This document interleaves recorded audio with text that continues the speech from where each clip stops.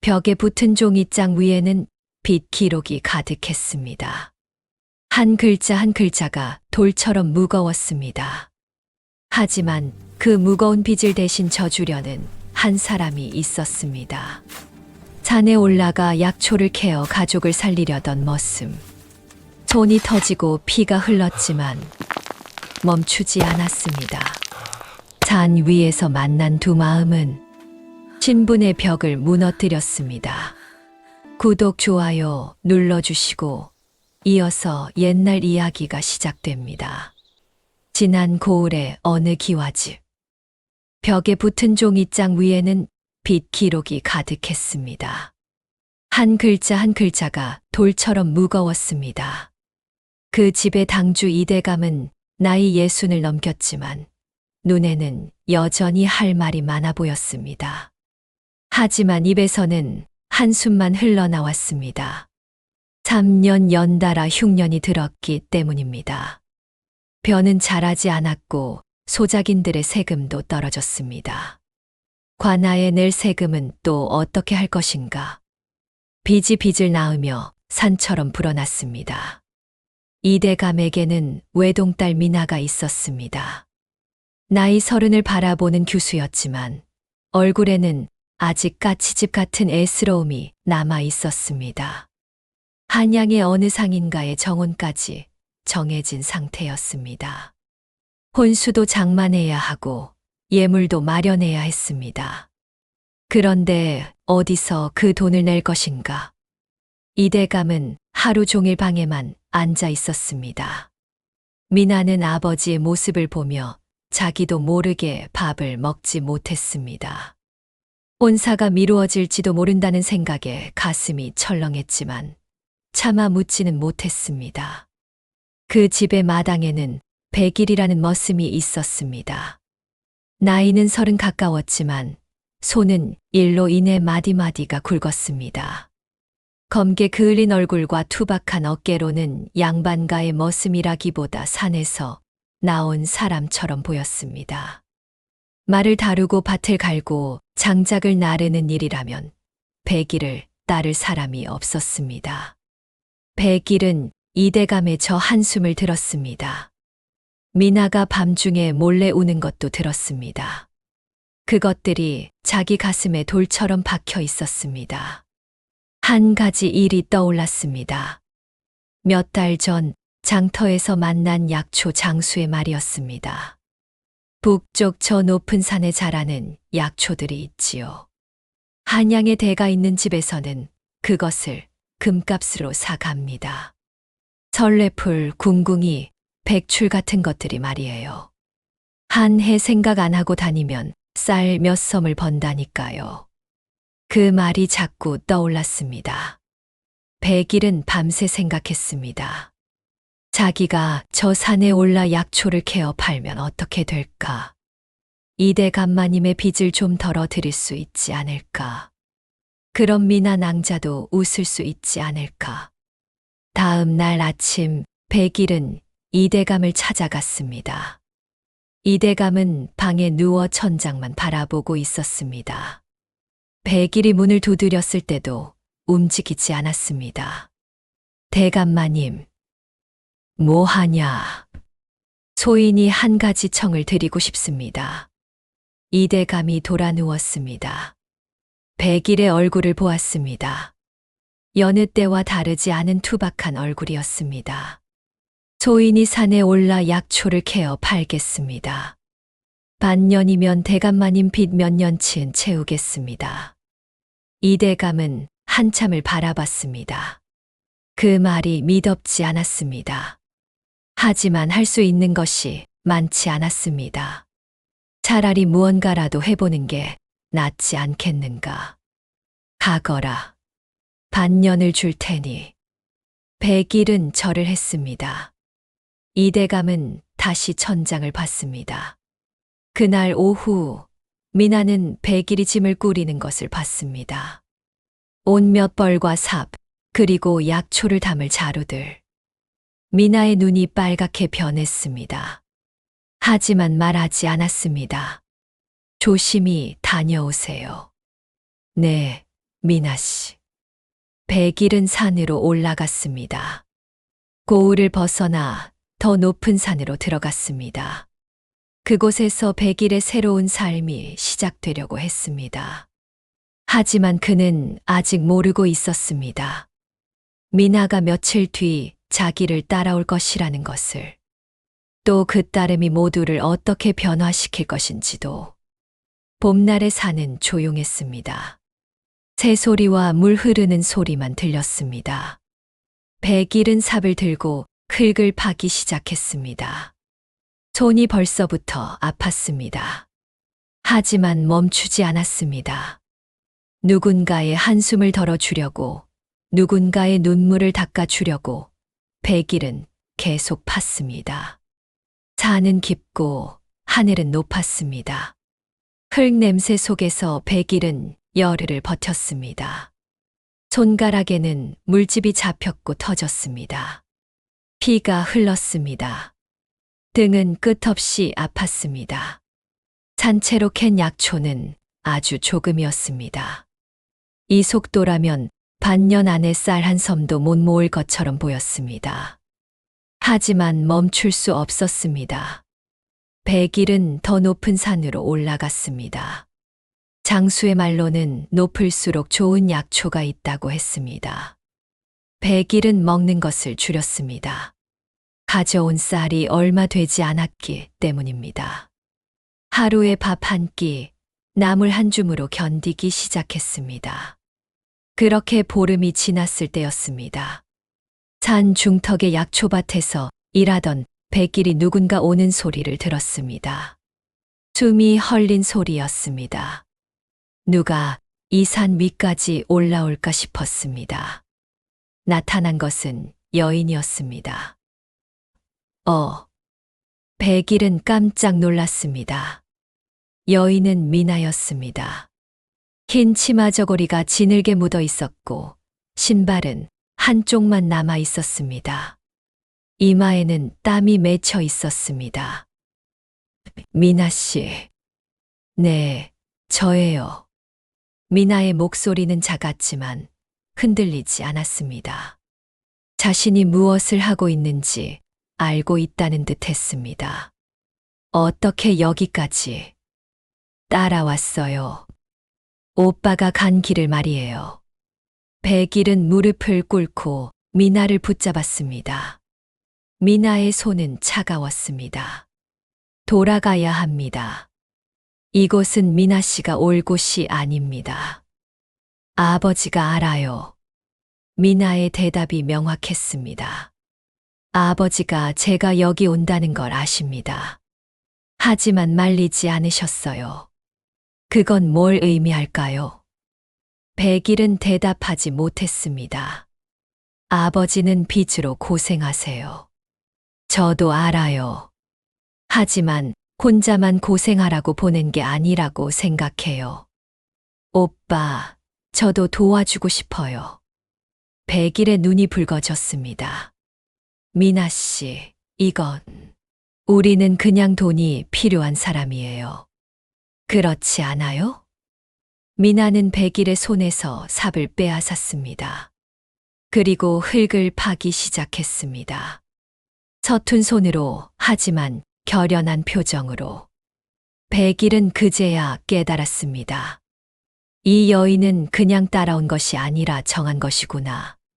함께 하겠다고, 이 길을 함께 가겠다고. 처음 며칠은 어색했습니다. 미나의 손은 물집이 잡히고 터졌습니다. 약초를 캐는 법도 몰라서 자꾸 식물을 뽑아 버렸습니다. 저녁 때 돌아오면 다리를 저는 미나를 보며 백일은 죄책감을 느꼈습니다. 미나 씨, 저랑 있으면 안 돼요. 왜요? 신분이 다르지 않습니까? 미나는 웃음이 나왔습니다. 신분, 여기서요? 산에 신분이 있어요? 여기는 그냥 돈이 필요한 사람과 그 사람을 돕고 싶은 사람이 있는 곳 아닌가요? 백일은 반박하지 못했습니다. 사흘이 지나자 미나의 손이 가벼워졌습니다. 열흘이 지나자 미나는 어디 약초가 있는지를 감으로 알기 시작했습니다. 한 달이 지나자 미나와 백일은 거의 같은 속도로 일했습니다. 밤이 되면 두 사람은 작은 초막에 앉았습니다. 가져온 쌀이 거의 없어져 자작나무 껍질을 벗겨 끓인 죽을 먹었습니다. 맛이 없었습니다. 하지만 누군가와 함께라는 것이 그 죽을 귀한 밥처럼 만들었습니다. 오빠, 아버지가 지금 뭘 하고 있을까요? 걱정하시겠지요, 미나 씨. 아니요. 저는 아버지가 웃고 있을 것 같아요. 우리 때문에. 미나는 손가락이 벗겨진 손으로 하늘을 가리켰습니다. 이 별들이 다 우리 돈인 것 같아요. 백일은 그 말에 웃음이 나왔습니다. 오래 웃지 않았던 얼굴이 찡그려졌습니다. 그리 여기시면 안 돼요, 낭자씨. 왜요? 너무 이 산이 좋아질까 봐요. 좋으면 어때요? 이 산이 우리 돈이고 우리 미래인데. 한 달이 지나 약초는 꽤 모였습니다. 백일은 처음으로 고을 장터에 내다 팔았습니다. 장수들이 놀랐습니다. 어디서 이렇게 좋은 약초를? 산에서 캤습니다. 돈이 손에 들렸을 때 백일은 자신의 손을 한참 봤습니다. 미나도 같은 돈을 들고서 눈물을 흘렸습니다. 우리 했어요, 오빠. 네, 했습니다. 산에서의 두 달이 이렇게 흘렀습니다. 신분이라는 것이 자꾸 떠올랐지만 밤하늘 아래서는 그것이 아무 의미도 없었습니다. 하지만 세상은 그렇지 않았습니다.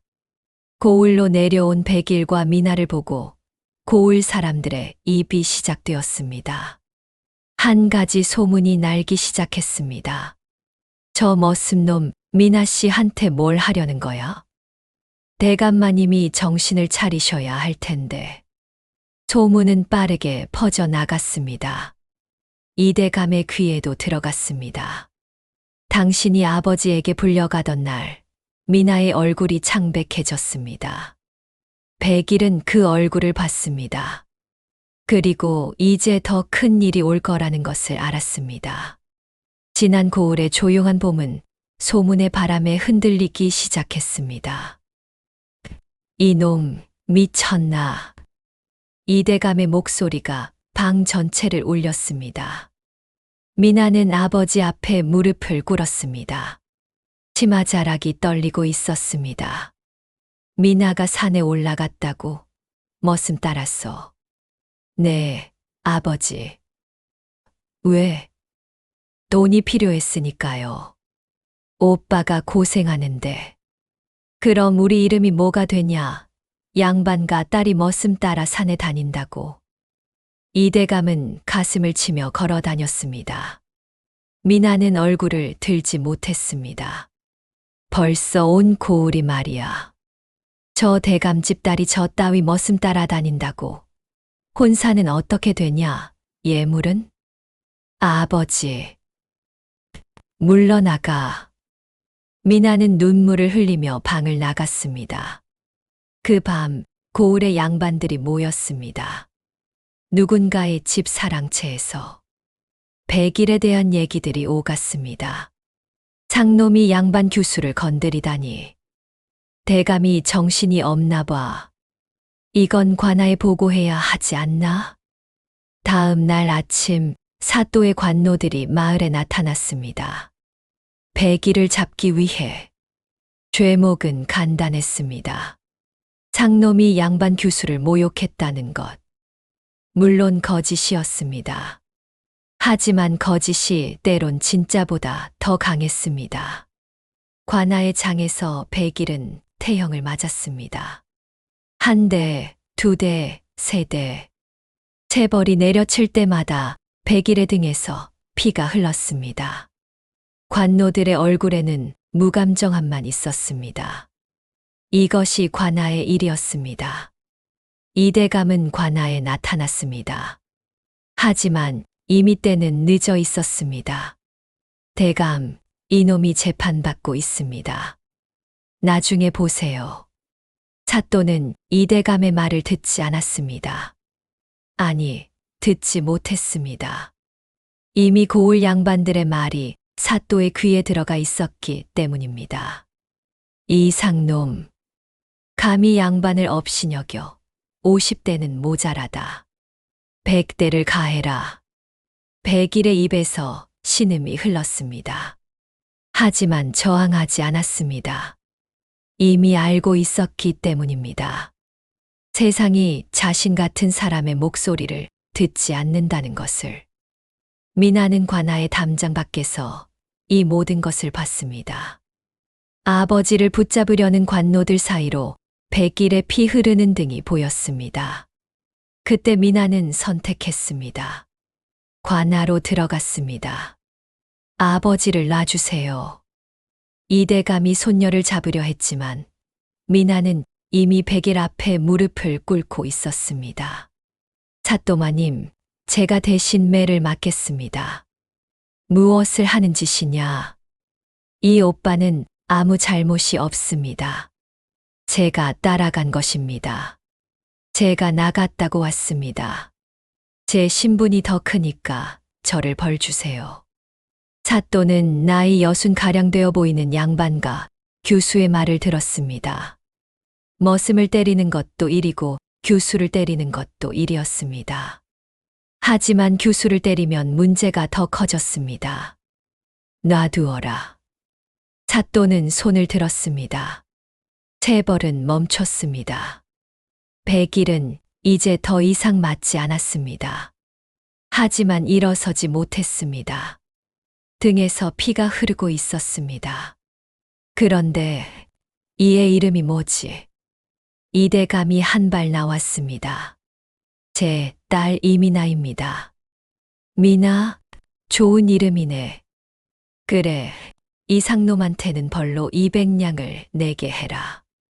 이대감의 얼굴이 창백해졌습니다. 200냥. 지금 이대감이 가진 돈 전부보다 많은 액수였습니다. 사또마님, 그것은 돈 없으면 이 머슴을 사법관에 넘긴다. 노비로 팔아버린다. 택해라. 이대감은 선택지가 없었습니다. 그날 밤 미나는 아버지에게 자신이 모은 돈을 모두 드렸습니다. 3년치 용돈, 혼수로 몰래 모아둔 금팔찌. 아버지는 그 돈을 받으며 아무 말도 하지 않았습니다. 단지 눈물만 흘렸습니다. 돈은 사또에게 들어갔습니다. 백일은 풀려났습니다. 하지만 문제는 끝나지 않았습니다. 대감이 관아 돈을 빌려갔다는 소문이 난 것입니다.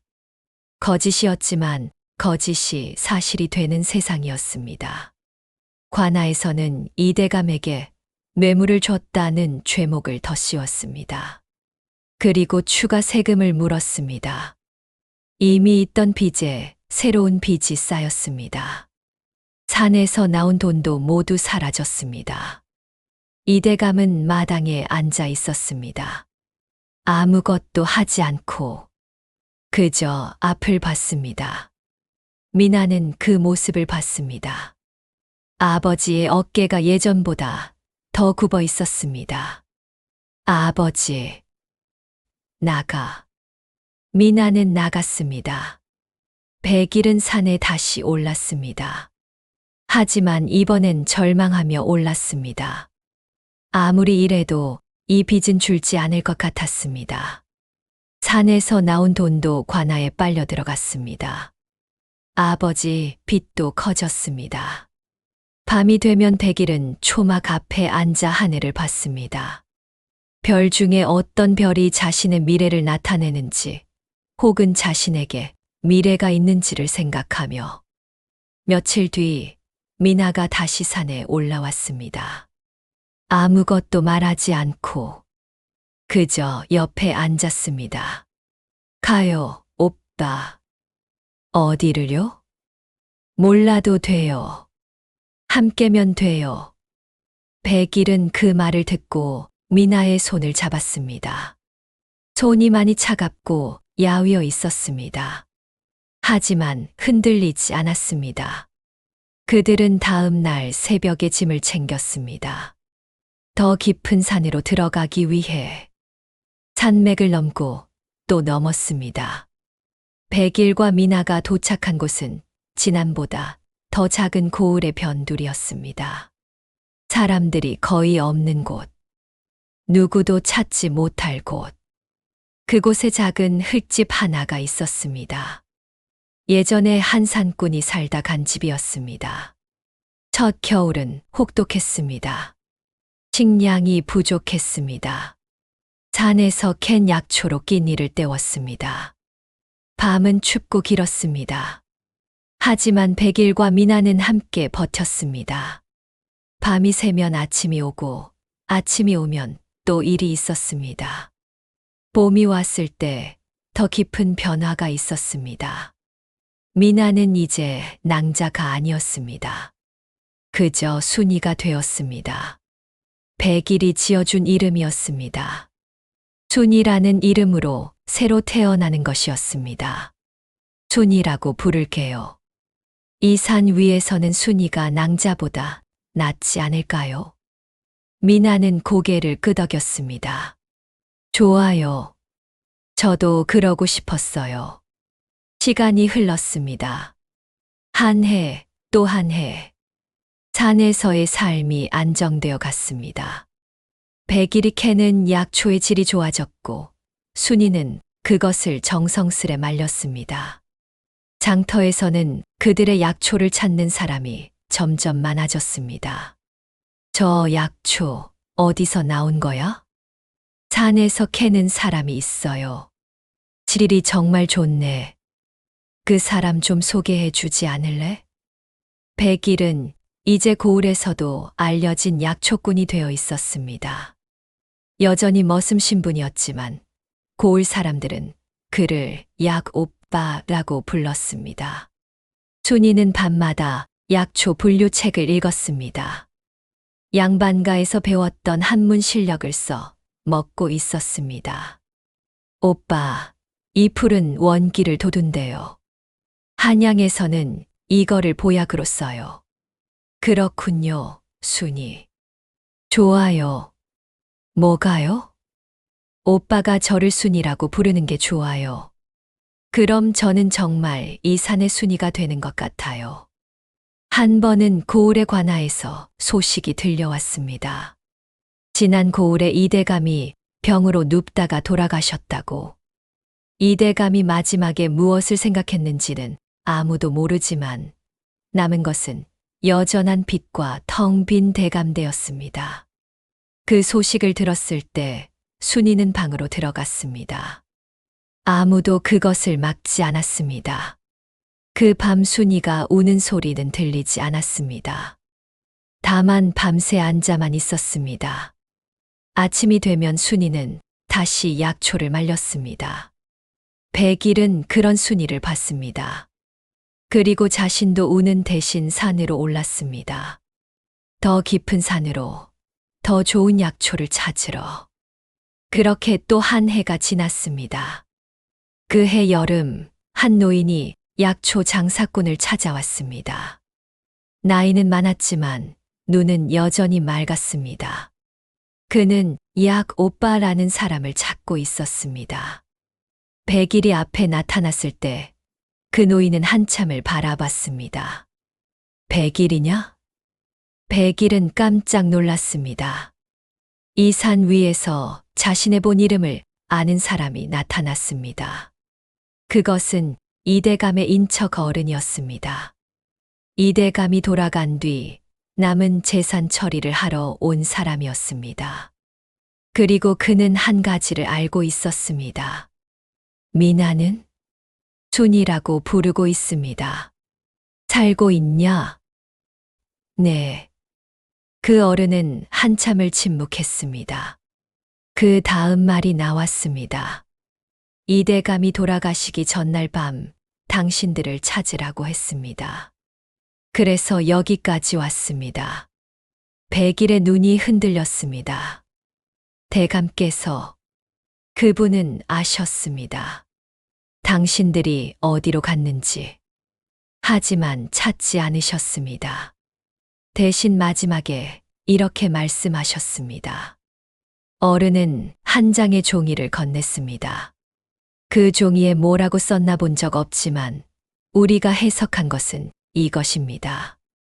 당신들이 그곳에서 행복하면 그것이 자신이 남긴 것을 갚는 것이라고. 백일은 종이를 받지 못했습니다. 손이 떨렸습니다. 그리고 한 가지 더. 남은 집 한 채와 조금의 땅을 당신들의 이름으로 등기를 해 놓으셨습니다. 대감께서 저희를 당신들이 원할 때 돌아가면 쓰라고, 혹은 판돈으로 여기서 더 나은 집을 짓거나 그렇게 하라고 어른은 간단히 설명했습니다. 세상이 당신들을 받아주지 않을지도 모릅니다. 하지만 한 사람은 받아줬습니다. 그걸 기억해 주세요. 어른은 떠나갔습니다. 그 밤 순이와 백일은 클집 앞에 앉았습니다. 오빠, 아버지가 우리한테. 네, 순이. 아버지가 미워하지 않으셨나? 사랑하셨던 것 같습니다. 순이는 울었습니다. 늦은 깨달음 앞에서. 하지만 그 눈물은 슬픔만 아니었습니다. 감사와 속죄, 그리고 미안함이 섞여 있었습니다. 백일은 순이를 안지 않았습니다. 그저 옆에 앉았습니다. 밤하늘 아래서. 우리 계속 여기 있어도 될까요? 네, 순이. 이제 우리는 이 산의 사람입니다. 그래도 좋아요. 이 산이. 네, 좋습니다. 밤이 깊어갔습니다. 산골 마을 위로 별이 많이 떠올랐습니다. 그 이후 많은 시간이 흘렀습니다. 백일은 여전히 산에 올랐습니다. 하지만 이제는 절망하지 않았습니다. 순이가 있었기 때문입니다. 순이는 여전히 약초를 말렸습니다. 하지만 이제는 두려워하지 않았습니다. 백일이 있었기 때문입니다. 이제 그들은 더 이상 도망자가 아니었습니다. 고을의 사람들이 알기 시작했습니다. 저 약초꾼이 누구인지를. 하지만 아무도 말하지 않았습니다. 그냥 약 오빠와 그의 아내 순이 온니라고 불렀습니다. 한 번은 장터에서 지난 고을의 중인을 만났습니다. 당신 혹시 옛날. 그 중인은 백일을 아는 것 같았습니다. 하지만 아무것도 묻지 않았습니다. 그냥 웃고 지나갔습니다. 아마 그것이 배려였을 것입니다. 봄이 올 때마다 산 위의 흙집에는 진달래가 피었습니다. 저것 좋아요, 오빠. 매해 같은 시간에 피네요. 네, 순이. 나무는 시간을 속이지 않습니다. 시간도 사람을 속이지 않아요. 순이는 그렇게 말했습니다. 진달래 꽃이 떨어지면 여름이 왔습니다. 여름이 지나면 가을이 왔습니다.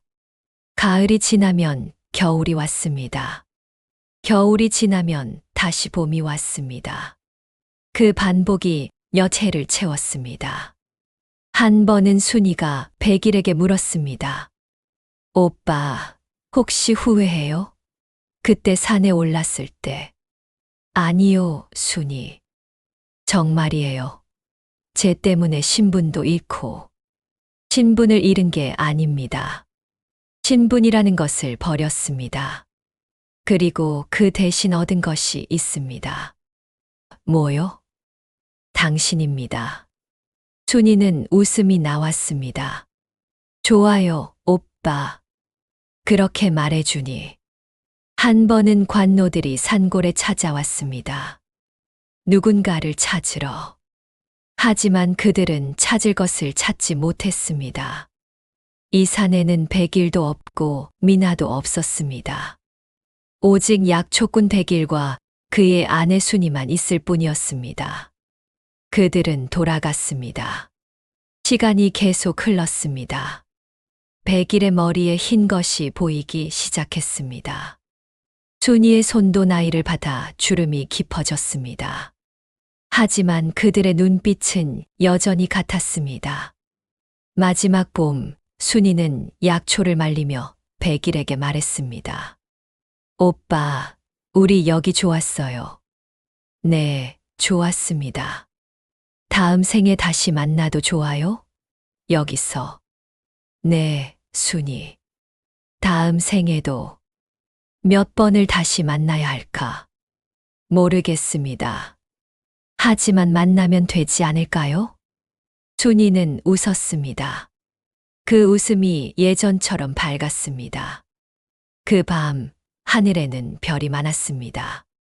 저 별들이 우리 이야기를 알까요? 글쎄요, 순이. 하지만 이사는 압니다. 우리 이야기를. 고마워요, 오빠. 당신이 저를 구해줘서. 저도 고마워요, 순이. 당신이 저와 함께 해줘서.